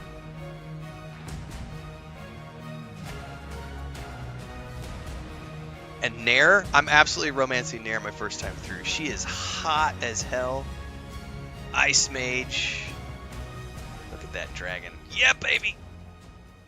I'm John Epler. I am the creative director for Dragon Age the Veilguard. Been at BioWare for coming up on 17 years this year. I pull together the story, the vision, the kind of creative intent of not just the game, but how it relates to Dragon Age as a whole, the storytelling we're doing, and all that sort of thing. My name's Corinne Bush. I'm the game director on Dragon Age the Veilguard. I joined BioWare just shortly after Anthem had launched. I loved Anthem. And I don't care. The opportunity Say what you want. I thought it was a great to join game. my dream franchise, Dragon Age. I'm Mark Dara. I am the former executive producer for the Dragon Age franchise. I was executive producer on Dragon Age Origins, Dragon Age 2, and Dragon Age Inquisition. One of the things we wanted to make sure with Veilguard is that it's respectful and I'm glad they got him back to do this interview, even though he's not actively involved anymore with the franchise. Or DAO to understand what's going on. So while there are references, there are moments that we have callbacks, it really is its own story, its own continuation with a different cast, with different characters. Historically, Dragon Age has always had a different cast per game, so that gives us a lot of freedom in terms of what we want to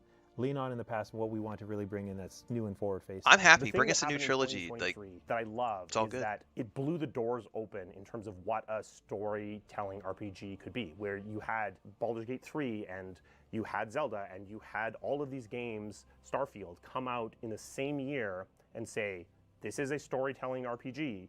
They're very different from each other. You can like some of these, you can like all of these, but the genre can be bigger. We're learning on each other, we're building foundations that we can build upon. So I think there are going to be a lot of people who picked up their first RPG last year that are going to be looking to pick up something new and could really find something to love in Dragon Age. I don't disagree. That's why I keep telling people, don't listen to the naysayers. Dragon Age Veilguard's going to be a blast. Varric and Solus, baby.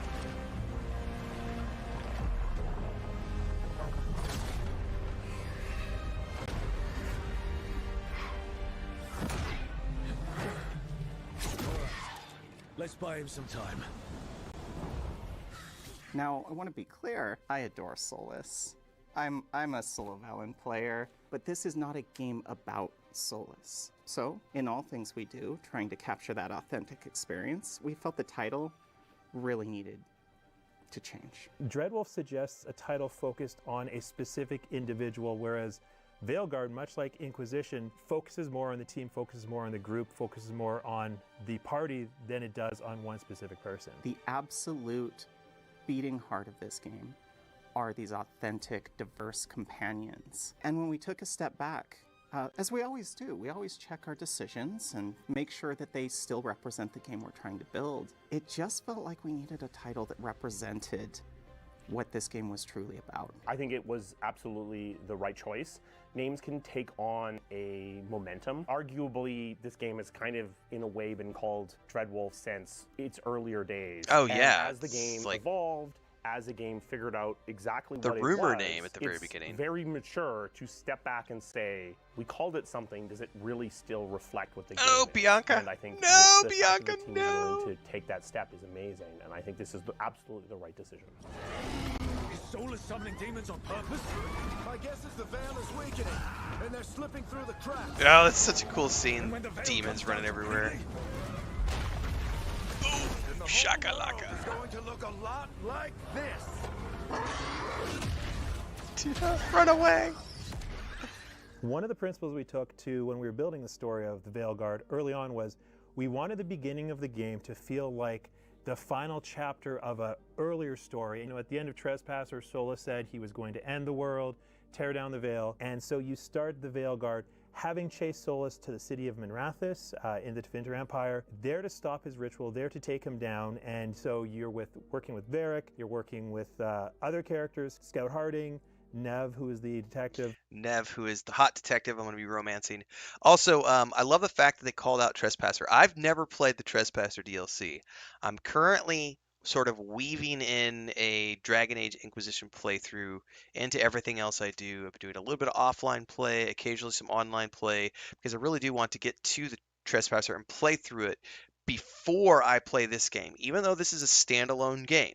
Like he says, there is a tie-in to the Trespasser DLC and the character of Solus, who you meet in Inquisition, and what he goes through and what leads to the events that are happening at the beginning of this game. So even though it's not a direct sequel, it is a, like they said, they have ties back to the other storylines. So for those of you who are interested, I don't play that game a lot on the channel, but I will occasionally, once every week or so, once every couple of weeks. We were doing it once a week, twice a week, and then I got busy with No Man's Sky, so it'll, we might see it make a return at some point.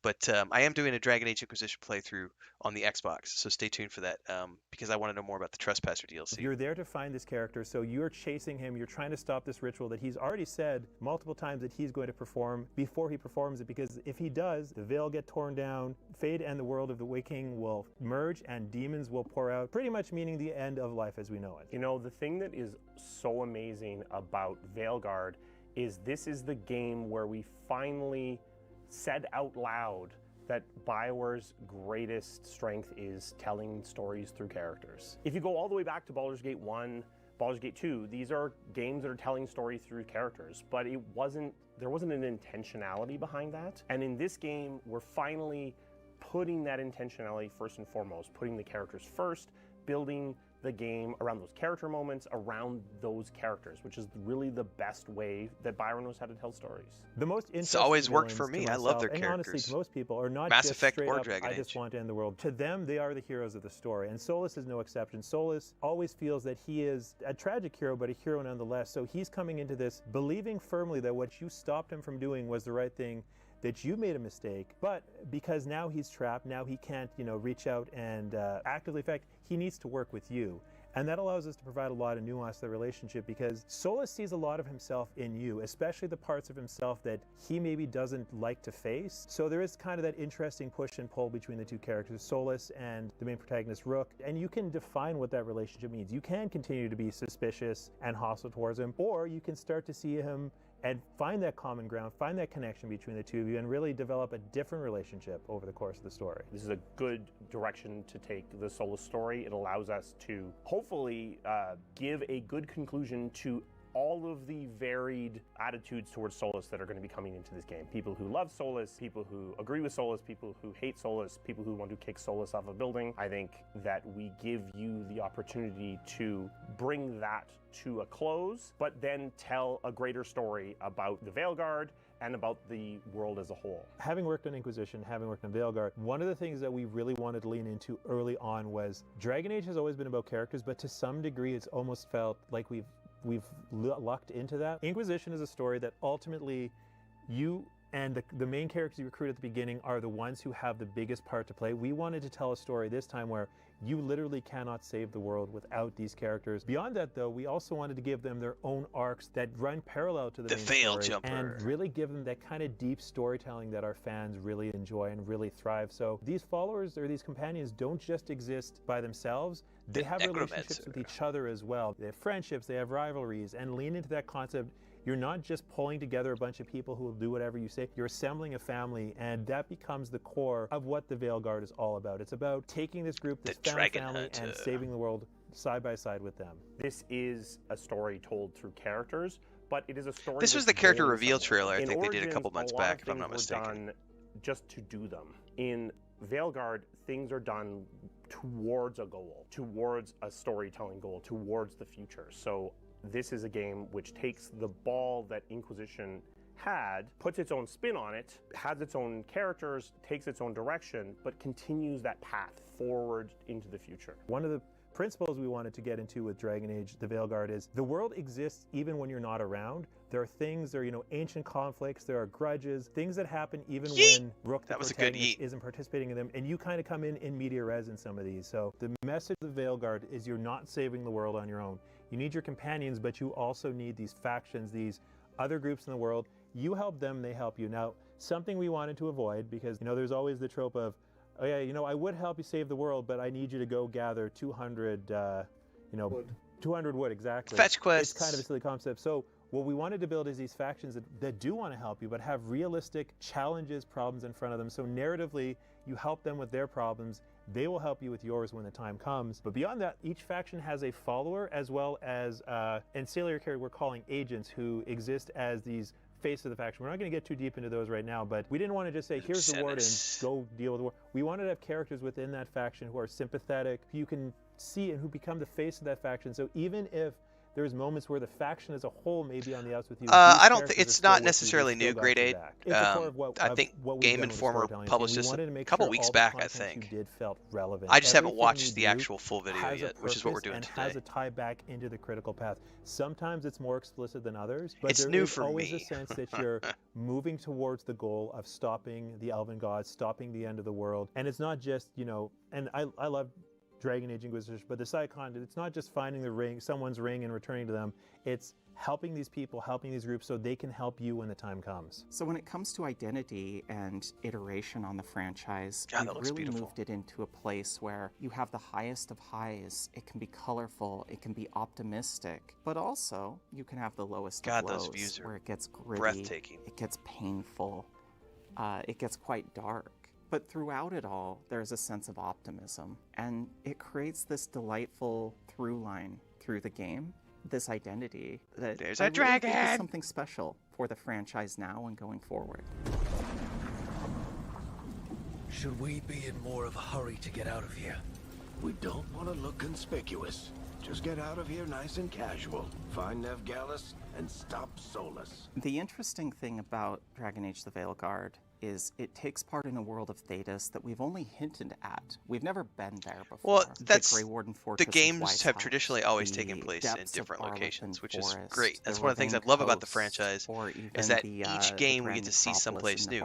It's the same thing with Obsidian's Pillars of Eternity games. The great thing about every game is set in a different these location. Storied locations is no one world has building. ever seen them before. It's extremely exciting. It's honestly, when we started building out these spaces, it's just, the possibilities were endless. There's a very famous line by Dorian talking about Minrathous in particular. You go to Thom Sherrell Inquisition, and it's this big, gilded, impressive palace. The only place you've been up to this point is either Kirkwall or Ferelden, both, you know, a little bit less impressive. And Dorian looks at this massive structure, this just absolutely enchanting castle, and says, yeah, that's cute. So finding those moments where we've referenced things and thinking to ourselves, what is the best version of this that we can present? And in the case of Minrathous, what's more spectacular than this massive gilded palace? In the case of Arlathan, what does it look like when you go to the place where the elves had their ancient empire that was run on and fueled by magic? What does the aftermath of that look like, especially when the gods are out in the world and raw magic is seeping back out from the Fade? So one of the things we wanted to get to with the team is really lean on them for their ideas. Like, what excites you about this space? What brings you, you know, a joy and just a thrill to put into the game? And you know, making sure that it fits with the lore. But the great thing about Dragon Age is it's always historically been a series where truth has multiple perspectives. So it just allowed us to build this cohesive space, but also this incredibly colorful, detailed version of each of these spaces we've never been to. It really is a hub and spoke based design. Your base of operations is the lighthouse. You're going to journey out it's like from your the camp. lighthouse into an area of the Fade known as the Crossroads, which is full of mysteries, exploration, but also portals, I'm branching assuming, paths, lets you go different and places. You take Alluvians to the far corners of northern Thedas. Yep. As far as the environments themselves, some of them are more heavily mission focused, which means they're full of narrative beat after narrative beat. And this is one of the constants of our design philosophy is a curated, handcrafted experience. And by creating that sense of handcrafted, narrative-based experience, we really strongly feel it allows us to tell the best stories possible. We know what's going to happen, we know when it's going to happen, but of course it's influenced by all the decisions that you, the player, have made along the way. However, the game does really open up into some of our larger exploration areas. Now, it's not open world, but these are non-linear areas where you can open up new sections of the map, find new pathways, really leaning into solving mysteries, finding ancient treasures. Puzzles, baby. And some of our apex I battles. can dig it. There's some truly terrifying enemies you're going to encounter.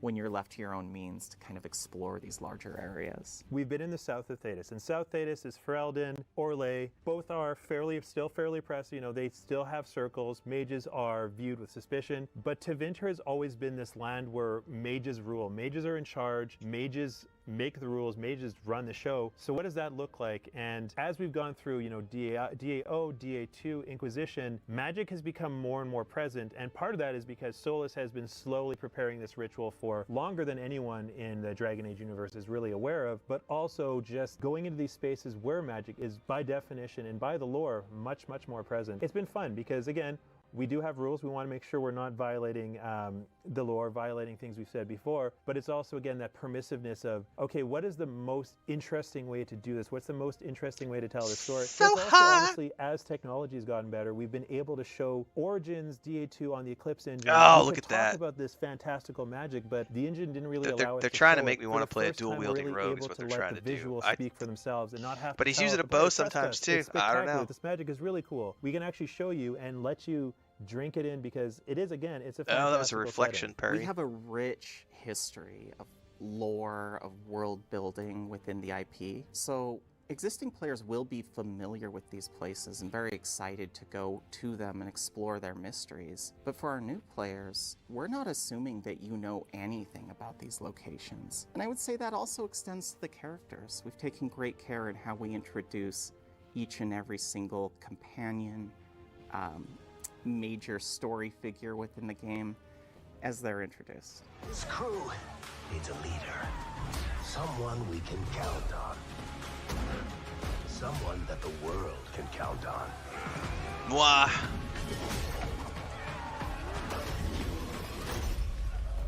But where are we gonna find her? So, for me personally, and I know for the team, it was important that you could see yourself in the game, and that always begins with the character creator. Who you want to be, who you are, or maybe just a completely different character. And that It's a meant good-looking supporting sword, man. all the options, various lineages throughout the history of Dragon Age, and also the various types of identities and people that exist out in the world. I'm really proud of what we've built there. I love because Varric's look in this game. Long is a game where haired, it scraggly, really a little bit belongs. older, a little Dragon bit Age wiser. Origins and Dragon Age 2 were doing what they could with the technology that Dragon they had. Age Dragon Age Origins. Inquisition did a good job of using Frostbite, respected the engine, but this game has been able to execute visually to a degree that just wasn't possible in the past. Everyone moved in exactly the same way. You can always As say you that put on about a suit any of engine, armor, though. And you put it on Alistair, you looked exactly the same, standing right beside each other. Now we're able to keep the character coming through in the visuals and the motion, even as you're customizing them, which just wasn't possible in the past. It's really tough, I must say, in an RPG where you're equipping different types of armor, where you've got different lineages to create that robust experience. But it's something we absolutely wanted to support. And that comes along with a couple of new to Dragon Age features that really push the limits of what I still we've can't believe seen in RPG they destroyed character Bianca creation because before. So we've first seen of it all, get full destroyed body in customization the videos, with and I don't know if we're going to pretty be able to repair it or not because that's diversity in an terms of integral part body of shape, Varric's body identity. size, proportions, things of that nature. So that was a pretty big evolution for us. We've also invested tremendous effort in our strand hair technology, numerous hairstyles, because we know how much our fans care about that. Yes, I'm one of but them as well. The but first thing I gotta always pause the look video to for talk about is, this. "Show me the Every hairstyle." company for like the last decade has always bragged about. Even Larian Studios did this with their hair. They did multiple early access videos on the hair technology and the hair colors, and it's impressive. It's always impressive, but it's never as good as reality. And I don't think we're ever going to get there. But I do find it amusing that every company in like the history of RPGs always tries to talk about the hair tech and be like, we've got impressive new hair technology, and it's always it looks good, but it's never like okay. Styles. But the range of hairstyles really matters too. It's not just about interesting. quantity. It's making sure that we have diverse representation for all types of players. Because they're definitely This dealing is with like an defining art how style, you want to enter the world, not realism. So we took a step back and said, I love the how way are we gonna Varric's hair incorporate looks. things like your background in a meaningful way? How are we going to incorporate things like how you want to experience the gameplay of the game? And all of those are very important factors. I'm particularly proud of integrating PS5 exactly alloys here difficulty into the character creation. The Horizon, process. So her hair has always been great. Of preset experiences that your character will adopt and step I would into argue the game some of the with, best, but you can probably. also customize that play style. So if you're like me and you're terrible at parrying, you can use that up a little bit. Some of the locations I am terrible at parrying. I don't have the are reflexes. bustling So. cityscapes. We're going to go right to the heart of the Tevinter Empire. We're also going to go to a city in Antiva called Treviso. These have a dense populace, and we knew we needed to have the tools to support a wide range of NPCs. You're not going to find NPCs that look alike in this game. Every NPC is crafted using the same tools that we're giving to our players, with the exception of some of our custom sculpted characters like the companions.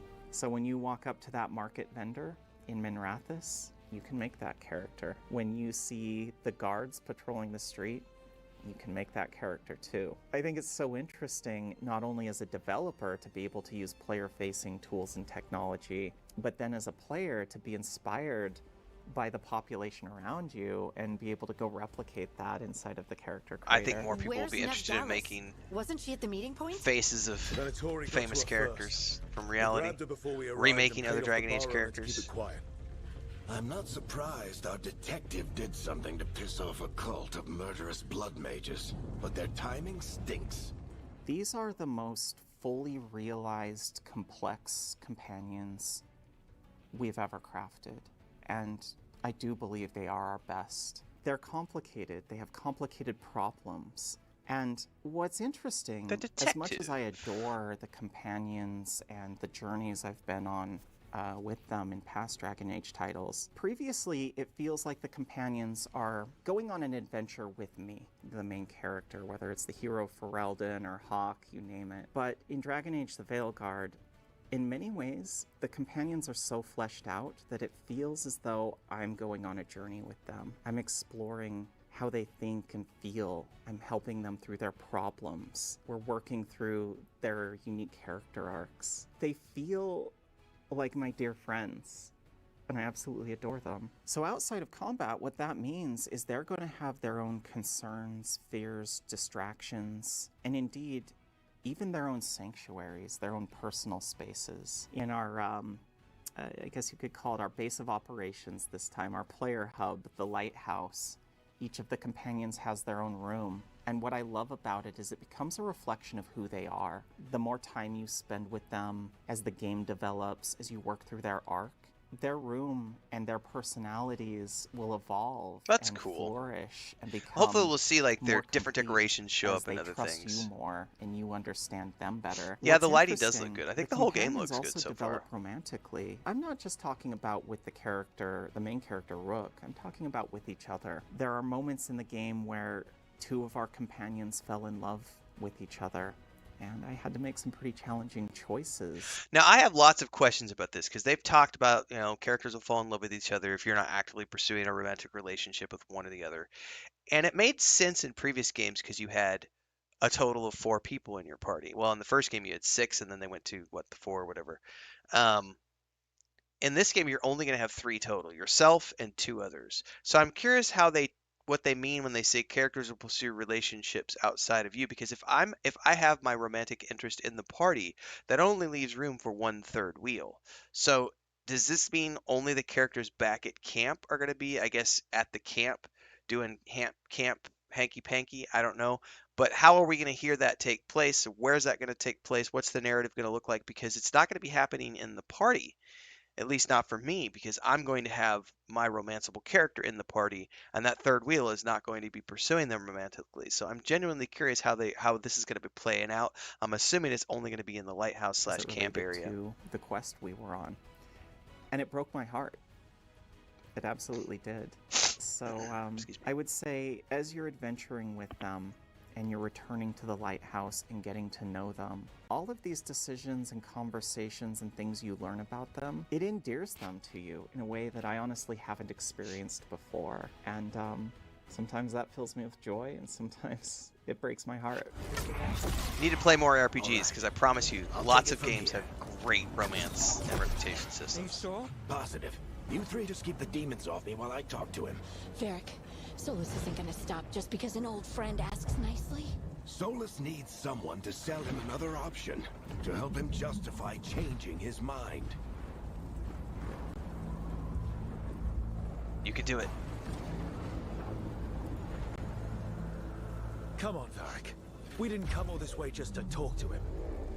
He was my friend, Brooke. I think this is a game that tries to give the player as much agency as we can, and then reflecting it back on you. Choice and consequence can be really hard to show, but this is a game about agency, about giving you options, and whether that be in how you play or approach combat, whether that be in how you make your character, whether that be in how you decide who you're going to romance. So the challenge that's always before us is how do we appeal to each of those sensibilities? The person that's there for the story, the person that is there to min-max their character and do the most damage, the person who really wants to lean into tactical versus the player who really wants to lean into action and fluidity. There are a couple of different axes to our progression systems and how your character will develop over time. There is the gear that you'll find along the way, the things you'll equip. There are the progression systems there within where you're upgrading the gear, you're enchanting it. That extends all to the things we've seen in other RPGs. There's it's also an RPG the staple. skill tree system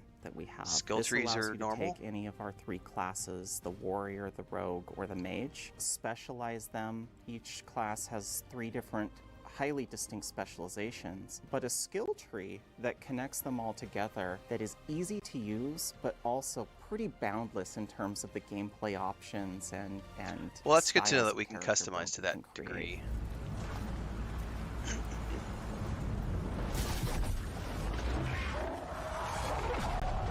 Everybody will be able to have their own sort of version of the archetypes. We have to stop this demon quickly. The gameplay in the franchise has been an evolution. Ooh, that was a cool pull move.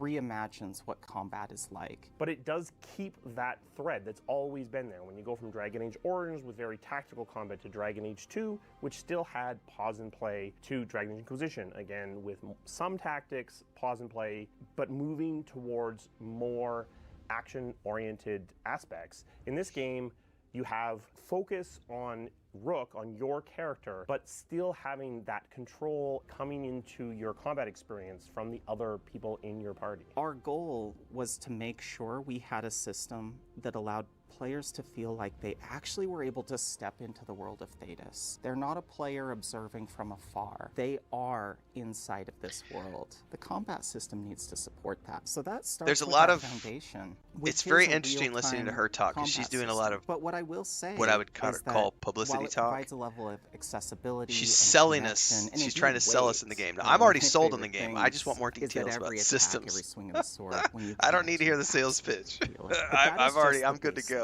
That allows us to get that level of immersion. Take my money. I'm actually in this world. I'm a part of it. But again, of course I'm a part of it. I've been a part of Thedas for 20 years since I started playing the first game. Abilities together to perform devastating combos. That is really where the depth and the complexity comes into play. Companions as realized characters. We have to take that premise when we talk about how they show up in combat. These are their own people. They have their own behaviors. They have their own autonomy on the battlefield. They'll pick their own targets.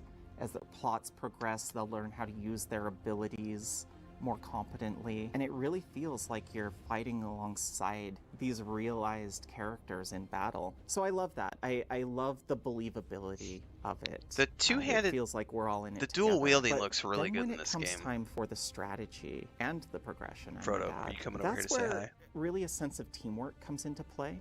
As the leader of this party is Rook. When I open the ability wheel, I almost feel like we're huddling up, coming up with a game plan together. I see all the abilities that Harding has, and I see everything that Balara is capable of. And sometimes I'm using their abilities synergistically. Maybe I'm slowing time with Balara so that I can unleash devastating attacks with Harding, knocking down the enemy, and then me as Rook, I'm rushing in and capitalizing on this setup they've created for me. It is a game about creating this organic sense of teamwork. Now, there are more explicit synergies as well.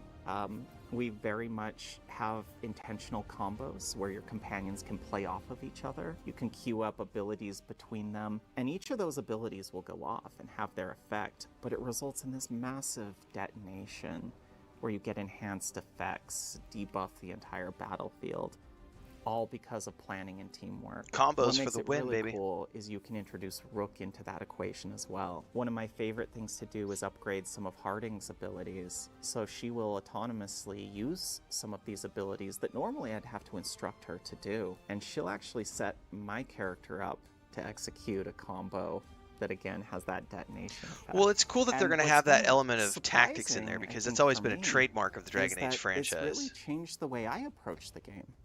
I'm very much the pause and play tactical strategic RPG player. But what I found is that I entered into kind of a hybrid play style the more familiar I got with this game that we've created, where I'm leaning into the fluid, responsive gameplay. I'm using my abilities. Oh, that was wicked! In real time, but then That combo was really well done. Hang on, I gotta back that up. Character in real Look at this combo.